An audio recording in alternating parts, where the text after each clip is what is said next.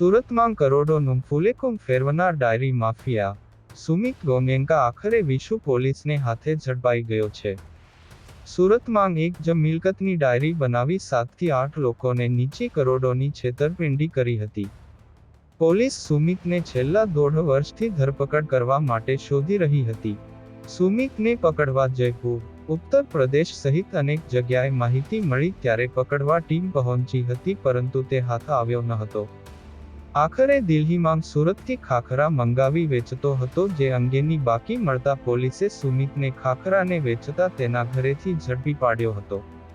DCP zone 4ની સ્કોડે સુમિતને દિલ્હીની સબ્જી મંડી વિસ્તારમાંથી ઝડપી પાડ્યો છે.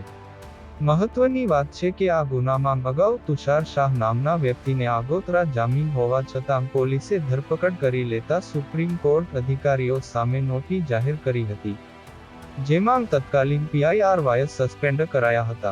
હાલ તો પોલીસે સુમિતની 2 કરોડ છેતરપિંડી મામલે ધરપકડ કરી છે, પરંતુ તેની સઘન પૂછપરછમાં સુરતમાં જમીન અને મિલકતોમાં 100 કરોડથી વધુનું ફૂલેકુમ ફેરવ્યા હોવાની માહિતી સામે આવી શકે છે.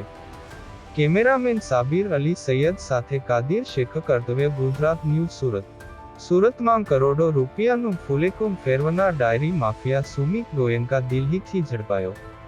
ડીસીપીના ઝોન 4ના સ્કોડે દિલ્હીથી ઝડપી લીધો. છેલ્લા 1.5 વર્ષ પોલીસ ચોપડે હતો વોન્ટેડ. દિલ્હીમાં સબ્જી મંડી વિસ્તારમાં સુરતથી ખાખરા મંગાવી વેપાર કરતો હતો. સુમિત અને તેના સાગરીતો ડાયરી બનાવી લોકો સાથે ઠગાઈ કરવામાં છે માહિર. એક જ દુકાન 7 થી 8 લોકોને ડાયરી બનાવી વેચી મારી કરોડો રૂપિયા પડાવી લીધા હતા. પોલીસે ભાવિન પટેલ, પ્રદીપ તમાકુવાલા, વસંત પટેલ, તુષાર શાહ, સુમિત ગોએન્કા, ઓમકારસિંહ રાજપૂત સામે નોંધાવ્યો હતો ગુનો. આ ગુનામાં અગાઉ તુષાર શાહ કોર્ટમાંથી જામીન લાવ્યા છતાં પોલીસે તેની અટકાયત કરી હતી, જેમાં વેસુ PIRY રાવલને સસ્પેન્ડ કરવામાં આવ્યા હતા. સુમિત ગોએન્કા ઝડપાતા પોલીસને મોટી સફળતા હાથ આવી છે. હાલ પોલીસે 1.5 કરોડની છેતરપિંડીના ગુનામાં સુમિતની ધરપકડ કરી છે. वेसु पुलिस स्टेशन में जुलाई 2023 में एक 420 की IPC के तहत FIR हुई थी, जिसमें टोटल 7 अक्यूज थे. उनमें से एक मेन अक्यूज था सुमित गोएन्का. वो पिछले करीब 1 साल से फरार था, तो कई जगह पे हम लोग कंटिन्यू ट्राई कर रहे थे इसको पकड़ने का.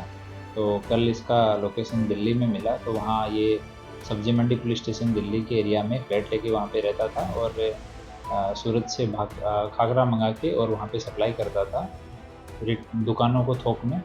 ये कई दिन से ये वहाँ पे काम कर रहा था. पता लगा तो लोकेशन पे पुलिस की टीम गई और वहाँ पे मिला ये, तो वहाँ से इसको डिटेन करके और वैसे पुलिस स्टेशन लाया गया. अभी इसको अरेस्ट करके और पूछताछ चालू है. किस तरह से ये जो पार्टिकुलर FIR है वो 1 करोड़ 65 लाख रुपए की FIR थी, जिसमें कुछ और लोगों के साथ मिलके इसने डायरी को इधर उधर ट्रांसफ़र किया था और डायरी के बेस पे ही कुछ दुकानों को सोल्ड किया था, और बाद में वो दुकान जो है जिन्होंने पैसा दिया था उनको दुकानें तैयार करके नहीं दी गई.